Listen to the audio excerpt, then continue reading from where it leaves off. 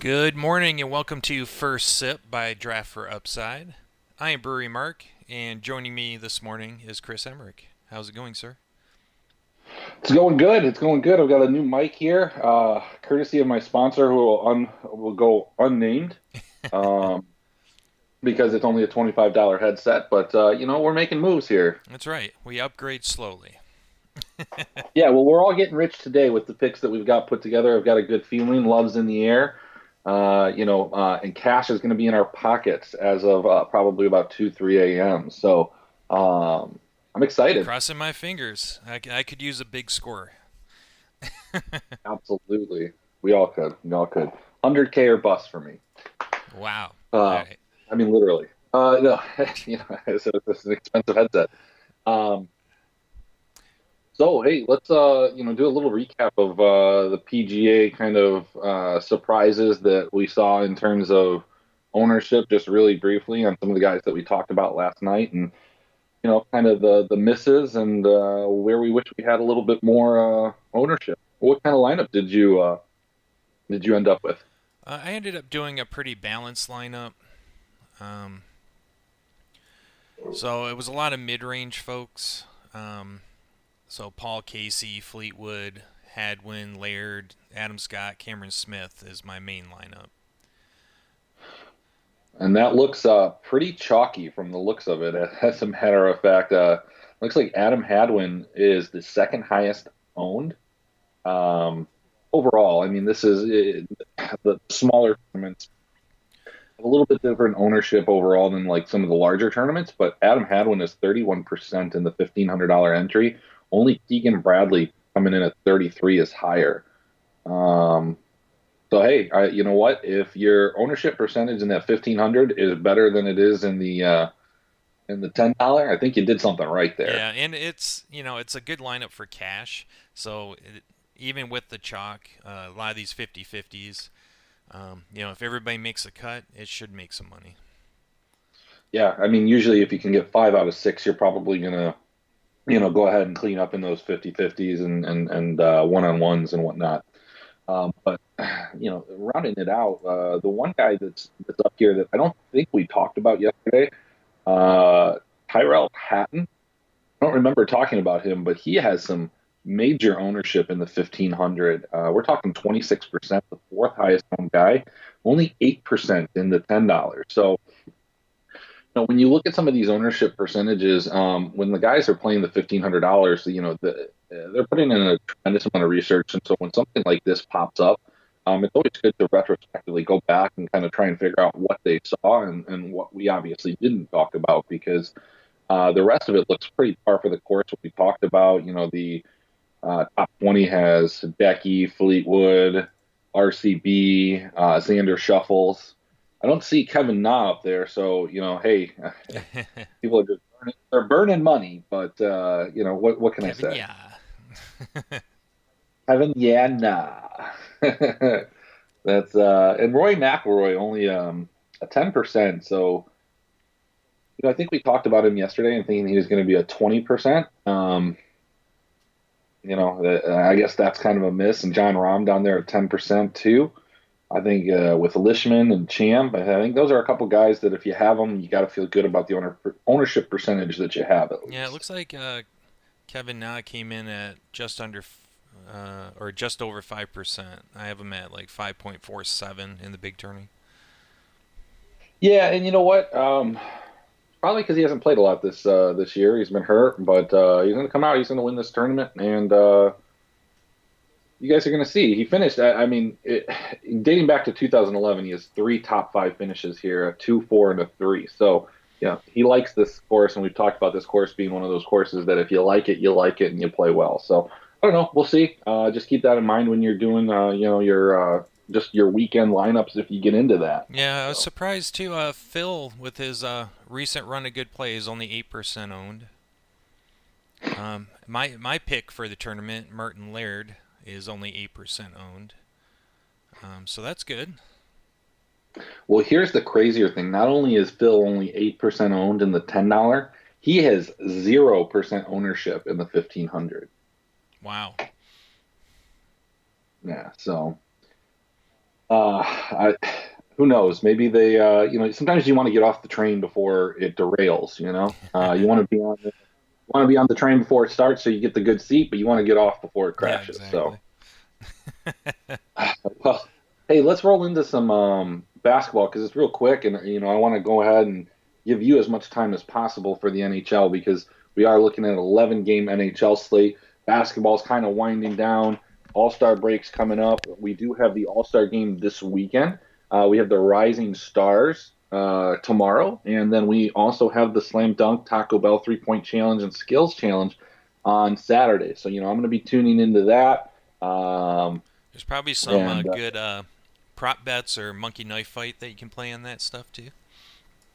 Yeah, yeah, yeah. And sometimes you just get together with your friends and do a pool and just randomly pick your guys for your 3-point contest or randomly pick the guys for the dunk contest, and then you have or just draft it. And maybe you bet beers, six packs, bombers, whatever the case is, and you have a little extra rooting interest. And so it works out. I've done it before. I've had a good time with it. Sometimes the dunk contest is great, like a couple years ago, and sometimes not so much. But if you got a little bit of skin in the game, it's a little bit better. Awesome. So, what are our three games tonight? All right. So just to recap, yesterday was not a great day for me. I hit on a couple things, but we missed in a couple other places. The value that I want to point out that I nailed, and speaking of trains that are ready to derail, is the Marquise Chris train. Marquise Chris was one of the top value power forwards at 8.8 with 37.9. And that was on the back end of a triple overtime game, which he fouled out of in the second overtime or the first. So extra value there. Siakam is a player when Kawhi Leonard is ruled out. You should try and put into your lineup. I went with Kevin Love over him. It was a mistake. Siakam scored 64 fantasy points on 9.4 value. Embiid just totally did nothing for me. My power forward picks did nothing for me. My shooting guard picks really did nothing for me. So, I did pretty bad, except for I did pick the over on that triple overtime game, and it was a good game to stack. So we're back at it today. The first game on the docket is Charlotte playing Orlando. Orlando's playing the best basketball they've played in years, getting a lot of contributions from everybody on the team. They're at home. They're a 3-point favorite. That is going to be my bet of the night. We're going to try and make it 4-0. We're going to take Orlando minus the points. They have a 213 over under 213.5. There's a couple pieces in this game that I'm looking at. Primarily Jonathan Isaac, and this is all on DraftKings as a matter of fact. At 5,800, his price is coming up, but given his larger body of work over the last year and a half, it has moved very, very slow. But this is a guy that has the ability to stuff the stat sheet, all the peripherals, steals, blocks, rebounds, points, everything. He is a fantastic play today.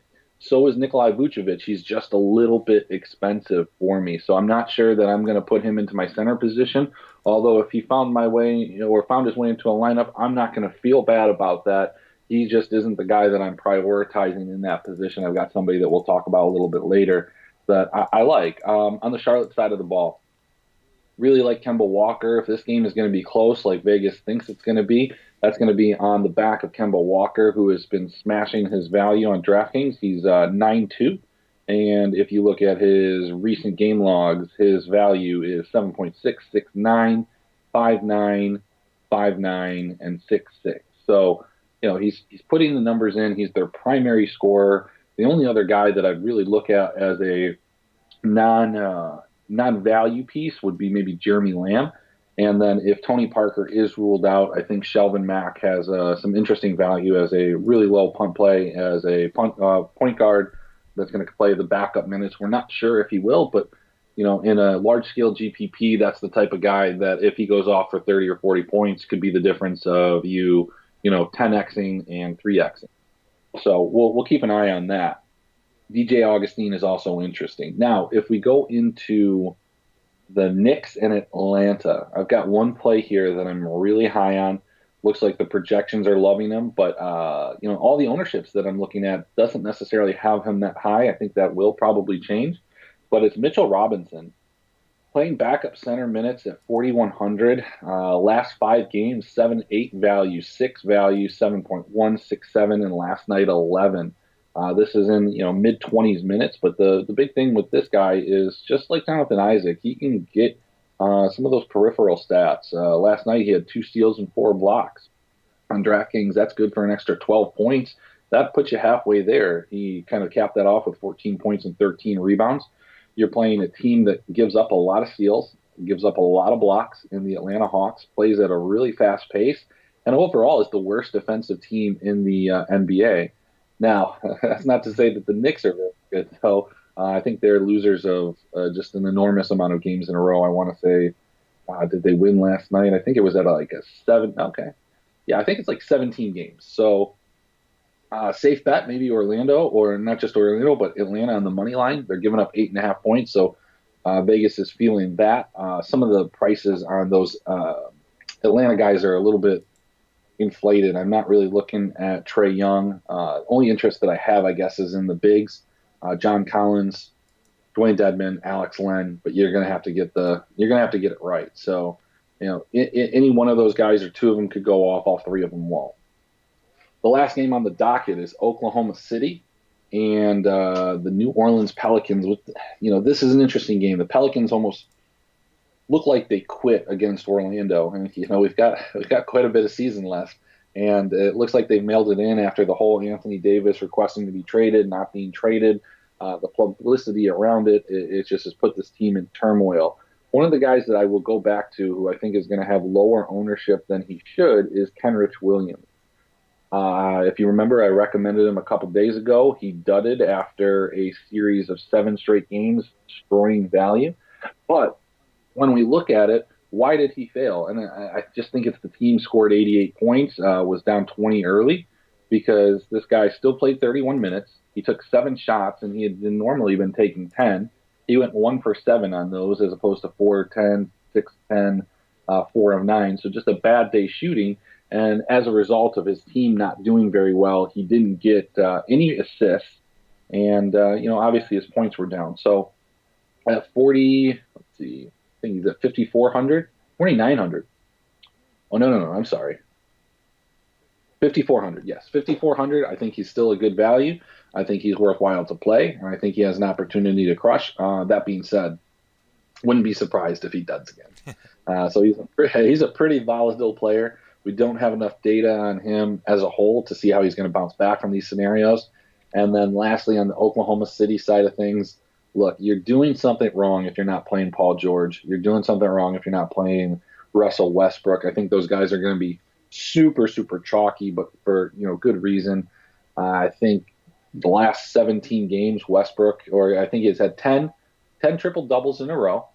You're playing a New Orleans team that plays at a fast pace, has a terrible defense, and so some of those extra stats and steals and blocks come into play. And then when it comes to Paul George, the guy is just having an MVP season. When you read off some of these stat lines going back, 36 points, 37, 43, 37, 39, 27, 45, 47. That's not counting rebounds, assists, steals, and blocks. I saw a crazy stat. There's a difference of 19 points when he's on the floor. So that's huge. There's a lot of hoopla around James Harden and what he was able to do through that big stretch of games and continues to do. But I will tell you, Paul George is playing better than he is, dispelling the rumor that you can't play good alongside Russell Westbrook. So, those are going to be my 2 cornerstones. I'm going to slot them in, throw a little Jonathan Isaac and Mitchell Robinson, and just kind of fill it out from there. Nice. So, what would be your I guess in order to roster both of them, you're going to need like a super low guy. Say DraftKings where he's going to play. Who would that lowest price guy be? Some of those values you can look at, and you can go through this, but let's see.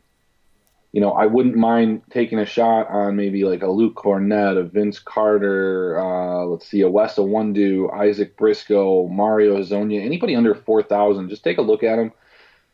Because there are a lot of options. Michael Kidd Gilchrist is another guy that I like.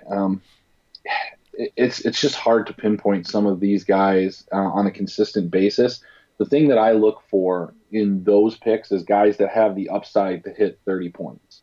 If they can't hit 30 points, I don't really want them in my lineup. So I do go through them and just look at the usage that they've had recently. So a guy like Stanley Johnson just came over to, New Orleans, not really getting a lot of minutes the last two. So do I play him? Probably not, actually, as I dig a little deeper. But a guy like Michael Kidd Gilchrist, possibly a Malik Monk, Dwayne Bacon, or Shelvin Mack, depending on what comes out of the Charlotte side of how they're going to handle Tony Parker, who I expect to sit. Okay. So now in these short slates, like for me in the NHL and short slates, I tend to play more GPPs than cash. Is that the same with the NBA? Oh yeah, 100%. I'm mainly a GPP player as it is, but um, yeah, if you're playing cash, and you're just saying which one of my punts is going to win. All right. Because everybody's going to play Russell, everybody's going to play Paul George. Um, so it's just one of those situations where I'm not getting into that. You know what? I did just come up with another guy that I do like on the lower end of things. Kadeem Allen fits in nicely to your shooting guard slot. So 4,200, him with Mitchell Robinson at 4,100 gives you some significant savings, and you can build a pretty balanced lineup around those two guys. Nice.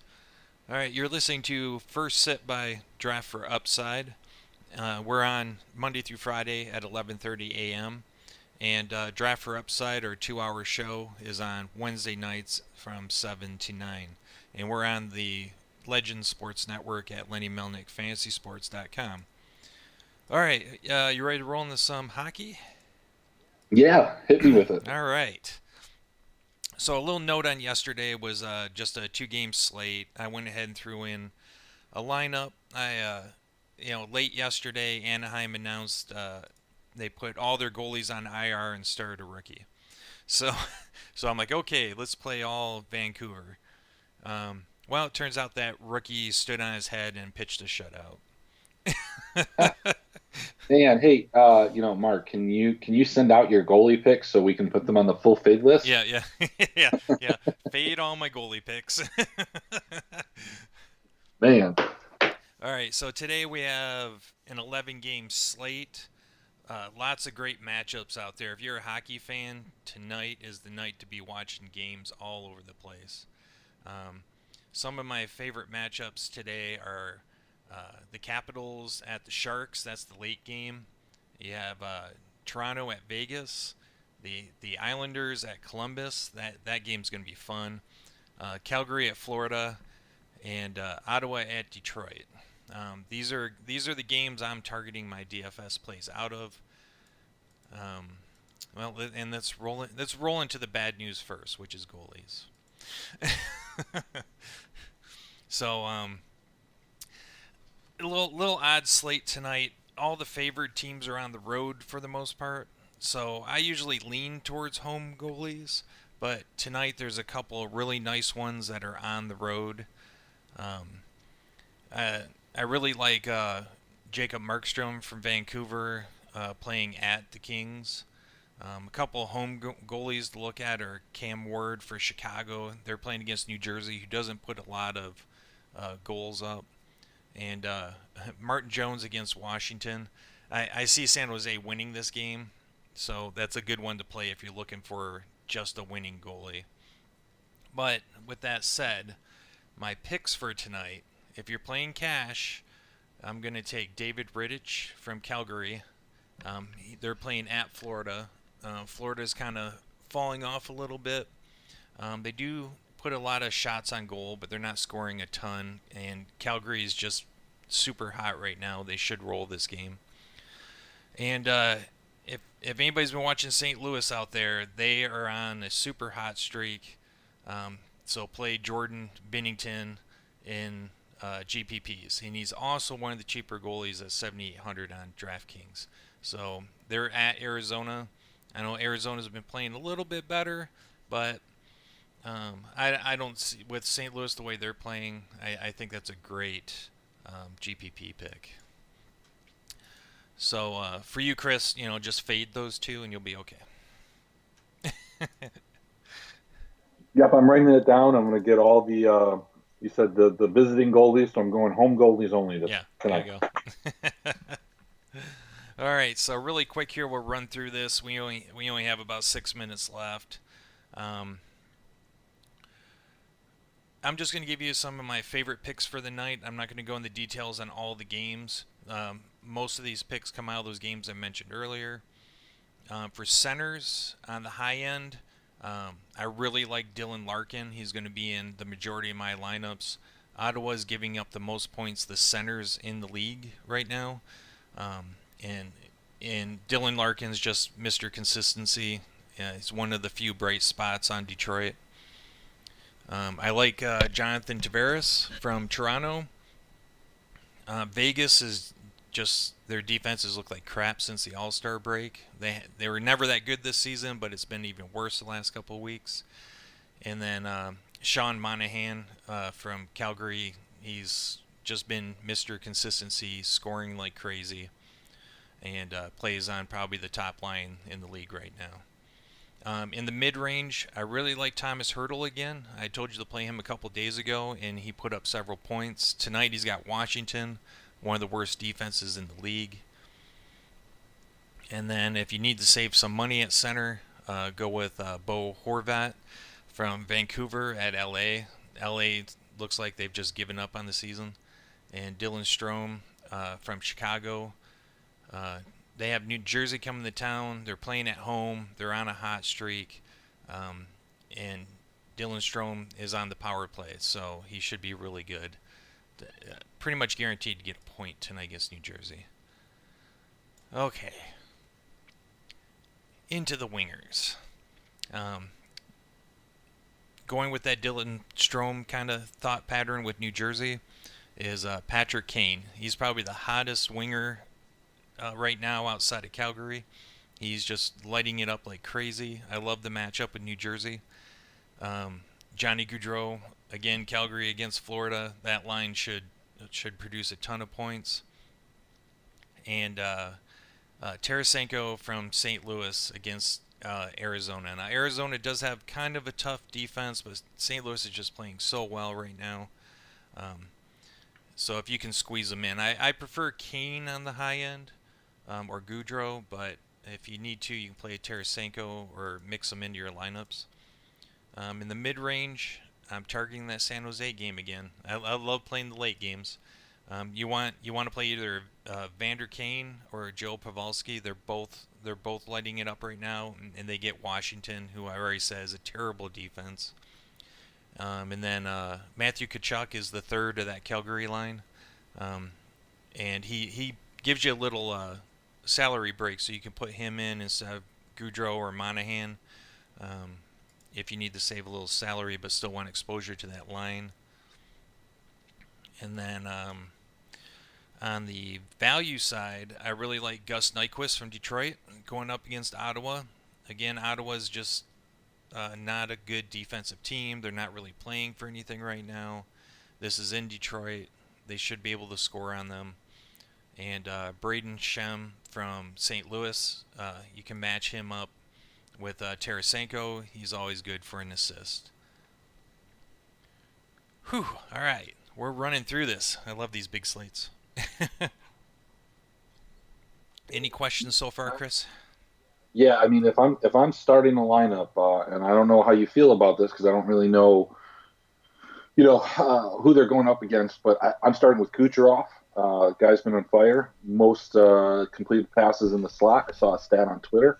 Looks like he's been on fire. They're playing Dallas, and it looks like the goalie is going to be Anton Kubadin. What do you think about that game? You think stacking him with Stamkos and trying to find some of those value guys that you mentioned to fill out the roster is a winning strategy?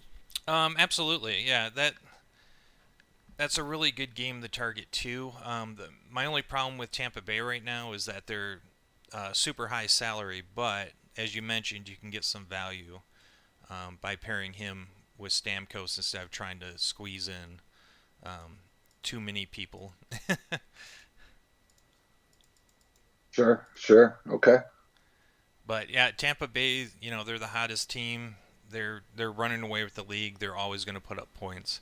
Just they're just priced really high, so you just got to find value somewhere else. All right. Let's look at defense. Shouldn't take long. Defense is a weird one tonight. There's not a lot of value out there. So you're going to want to build your lineups, I think, more towards the high and mid range on the defense and try to find your value back in the wingers. So right now I'm targeting Brett Burns, hottest defenseman in the league. San Jose gets Washington again.